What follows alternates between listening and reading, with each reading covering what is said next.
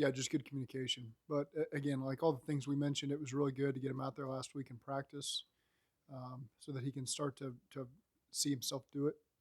And then this week we'll just take it again day to day. Get him out there today and see how he feels tomorrow, um, and see if he's got a chance to play on Sunday. You said the plan is about the same amount of reps as last week. Is that fair? Yeah, that's fair.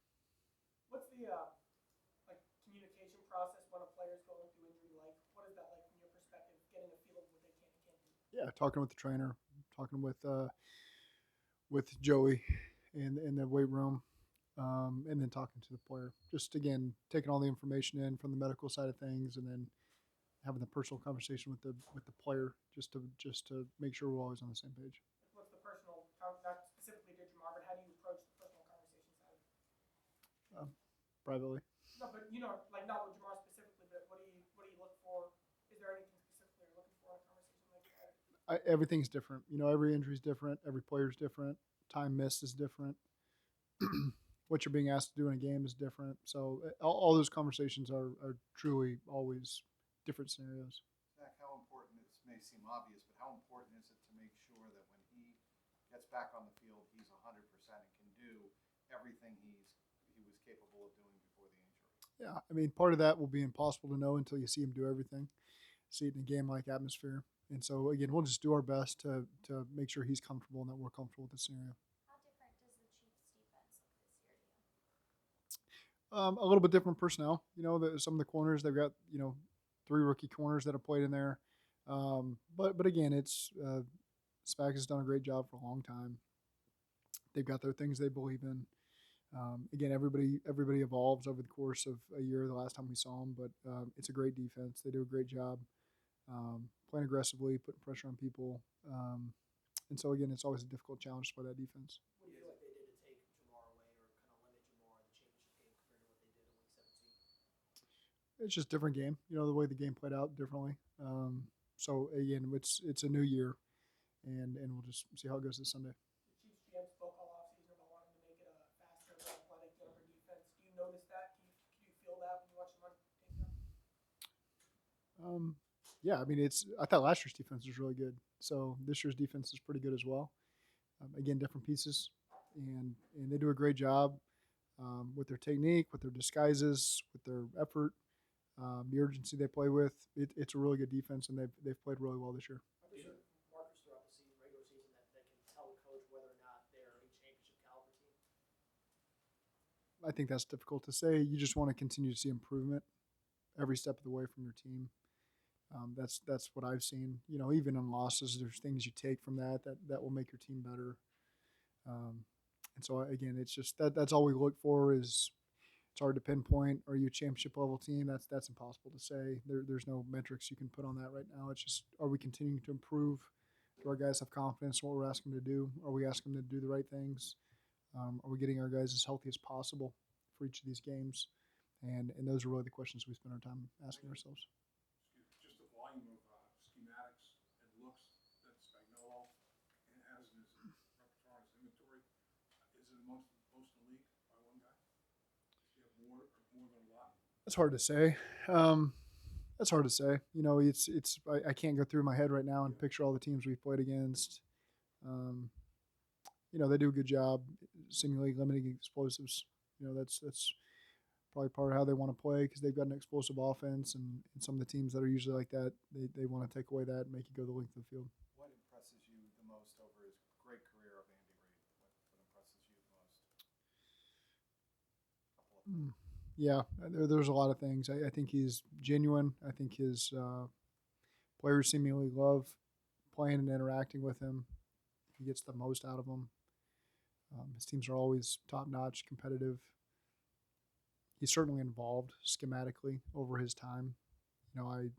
Me coming up, and he was in Philly. I was big West Coast.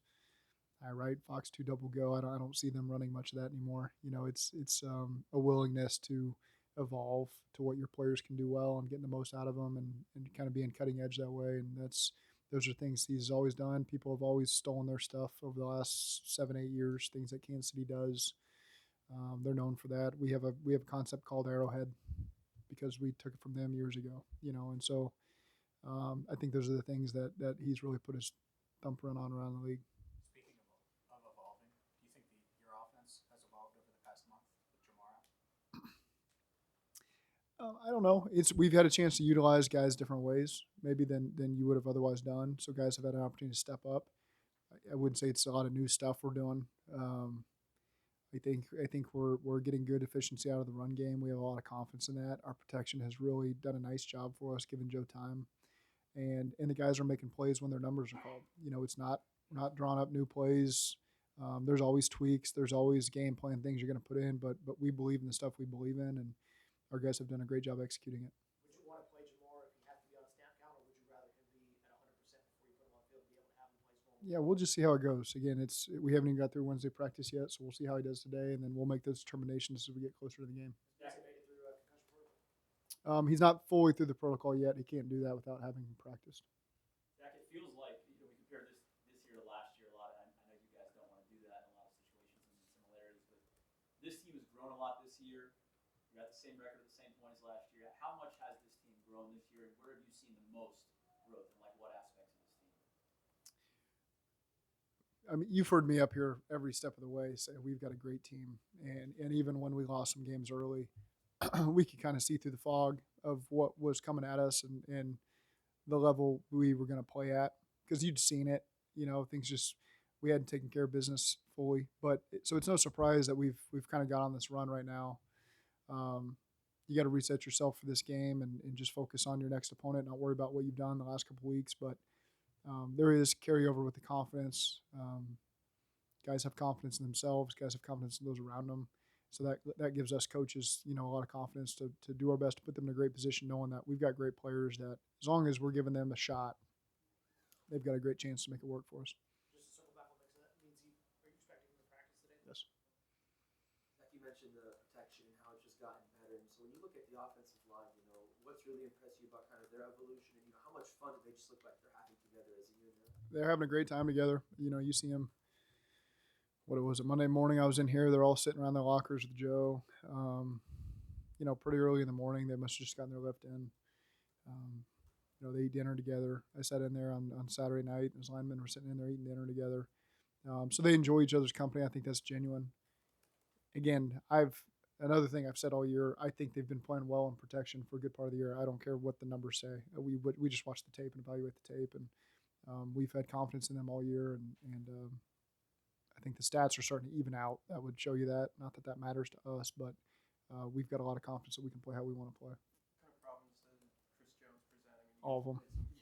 Yeah. You guys have played some pretty good three techs. I mean, what makes him different than some of the other guys? Joe called him the best interior pass rusher in the league aside from Aaron Donald. Yeah, we played some really good ones this year. We really have.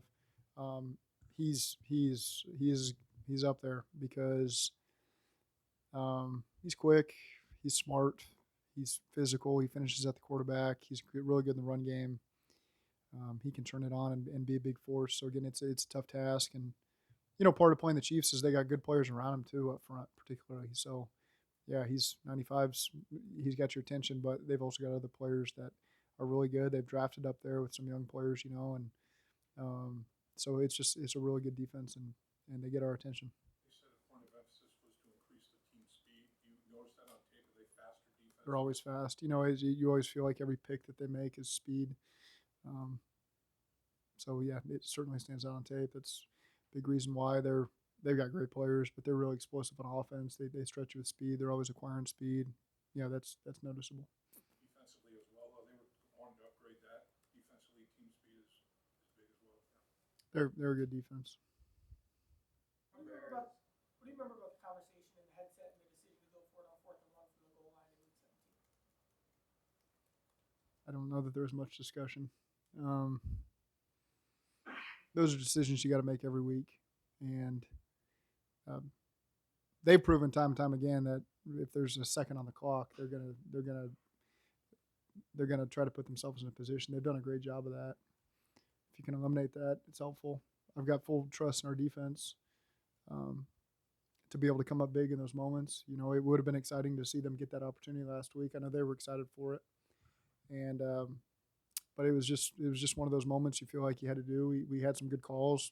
There was penalties called. Guys might have had a chance to get open had there not been some of those, and it worked out for us. Seems to be a trend in college football this year in Power Five, where a lot more head coaches are going for it, going down regardless of field position. Is that something you've caught wind of? No, You have to coach more aggressively against the Chiefs, just knowing like you got to post a number. Do you view it that way? I no, I don't necessarily say that that's true just because of who it is. We have those discussions over the course of the week. Again, we've got a lot of confidence in us as a team, and so I know it's always made of the other team and what they can do, and that's you got to take that into account. But at the same time, our guys have done a great job rising to these challenges, and so we've got a lot of confidence in them, and that's got to play into the decisions you make over the course of the game, or whether you're going for it or kicking it, or whatever those entails. We'll have in-depth conversations as the week continues to go there. How important is it, Zach? And obviously, don't want to fall behind again to the Chiefs, but in both games last year, you did. One thing Joe Burrow was saying is that you guys don't change who you are, No. even when you're down a touchdown or two. Yeah. How is that unique, or how rare is that? Well, I'll be honest with you. Part of that, to me, yeah, there's confidence in our team that no matter the situation, we can find a way to get back in it and take a lead. Part of those were the experiences you learn your first 2 years here. When we were in a lot of those games and they got further away from us because maybe changed your style and you felt like you had to start doing something completely different. And there's still plenty of time on the clock, and so you're just trying to picture the number of possessions you still got left. If the game can play out how you're hoping it continues to, and so those were a lot of lessons I learned my first 2 years here of just kind of how to manage the game at that point and allow yourself to get back in it. If it seems like it's out of hand, there's still plenty of time. You watch games every week where teams are down, but not out, and they find a way to get back. And part of that is just being patient and understanding you got plenty of possessions left. We played the Chargers last year. I think we're down 22-0, 24-0, whatever it was. We didn't change one thing. We kept running the ball. And then one score at a time, you get yourself back in it. So those are lessons that we've learned through our experiences here. Now, do you and or the team ever get kind of annoyed with the insinuation that comes with the Bengals have a tough schedule? Kind of the flip side of what that actually says. No, not annoyed by that. But at the end of the day, we just have too much confidence in ourselves to really worry about that. Yes, you focus on your opponent, you create a game plan, you have to worry about their personnel and understand where their strengths and weaknesses are. But at the same time, take a step back and say, okay, if we put our guys in great position, we've got as good a players as anybody in the league. And so we've always got a chance in every game, no matter if it's here or there. And so I think at the end of the day, that's just what it comes down to. It's not annoyance. It's just making sure we all understand what we're about and what other teams have to worry about when they play us. Zach, is there anything that sticks out from the AFC Championship last year after the game, a special memory? I'm not sure if you lit up a cigar with the team at all. I don't think you did, but just any kind of special memory from the aftermath of that when you were allowed to soak it in for a few moments?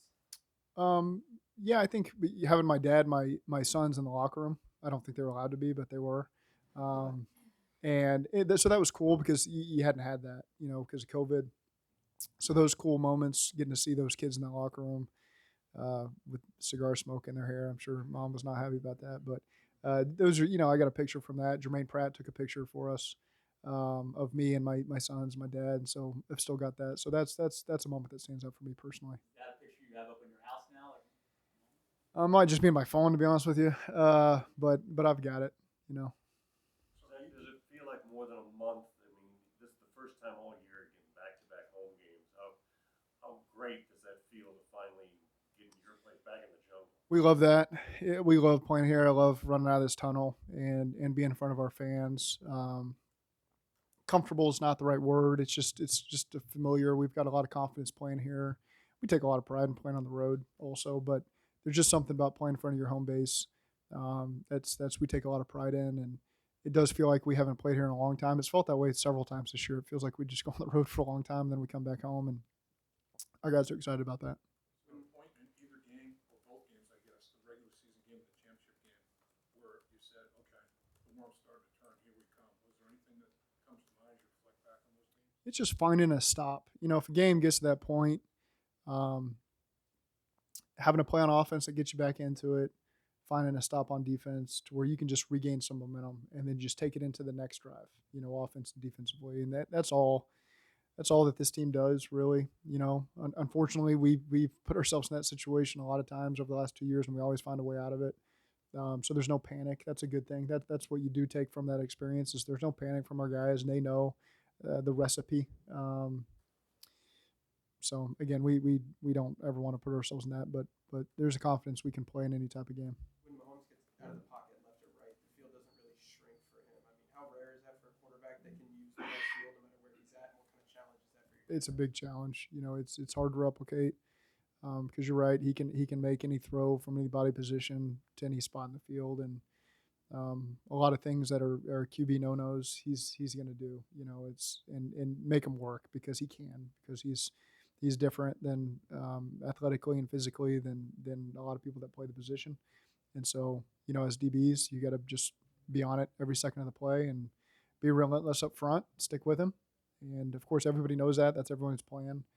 That's why the great quarterbacks are great quarterbacks because they find a way to get it done. What are some of those QB no-nos that you see him kind of do that work? Well, I mean, throwing back across your body, across the middle of the field, him and Kelly. I mean, he does it and he makes it work and turns into explosives touchdowns for him. I've seen it a million times happen. So, again, there's always the exception to the rules. Just because you teach that way in high school and college and entry-level quarterbacks in the league doesn't mean it applies to everybody. Yeah, see a guy that if you're teaching a young quarterback the art of quarterbacking mechanics, watch Patrick Mahomes, I guess. Well, these guys, they just some of the play styles have evolved. All the different arm angles and that he can throw with is really impressive. Does a great job with his eyes, and so again, there's next level stuff that a lot of these guys, Joe included, Patrick's one of them certainly, that they can do that not everybody has the freedom to try. Does he always have Travis Kelce as the guy, and how do you limit his touches? Everybody goes in with a plan to limit his touches. He's got a great knack. I don't know their playbook. I've never been in that system, but there is an awareness there where he and Patrick are on the same page of probably breaking off a route, finding the zone. That really takes chemistry and experience to the next level. And, so he's going to get touches. That's difficult to cover all the time. And on top of that, they've added great players around him. They've acquired guys that they've drafted. I know Mikol's out. But there's a lot of guys that they've invested in, that they've added to the mix, that have just come in and haven't skipped a beat and allowed them to be as productive as possible. They got a good stable of backs as well, and they've done a great job with that offensive line. So again, just everybody that they've brought into the building there on offense has turned out to be productive for them, and that's a product of them believing in the system, understanding the system. The quarterback probably helping everybody elevate their level of play as well, and they get the most out of those guys. Is it more challenging to prepare for an offense like that that's led by Mahomes? You still have a star in Kelce. Yeah. And then there's a bunch of guys sprinkled in. Sure. I mean, they've consistently been top 3 offense in the NFL for I'll call it 5 years. I don't know, but this year they're at the tops of everything: touchdown passes, explosives, efficiency, all that kind of stuff. They're always up there. They've got a great offense. They've got a Hall of Fame head coach, Hall of Fame quarterback, Hall of Fame tight end. They got a lot of good pieces over there, and they do a great job with them. Andy Reid's creativity, particularly the red zone creativity, is pretty unusual. How difficult do you think that was when you first started bucking the trend on that? I mean, not a lot of people did that. I mean, he was kind of a pioneer in that regard. I know for us that comes from just confidence in your guys of trying new things that maybe seem a little out there, maybe haven't been put on tape yet. I'm sure they've been put on tape in some era. It's just not. So that's just confidence in your guys, and that's what you can see that they have in their guys. Thank you, Zach. Thanks, Zach.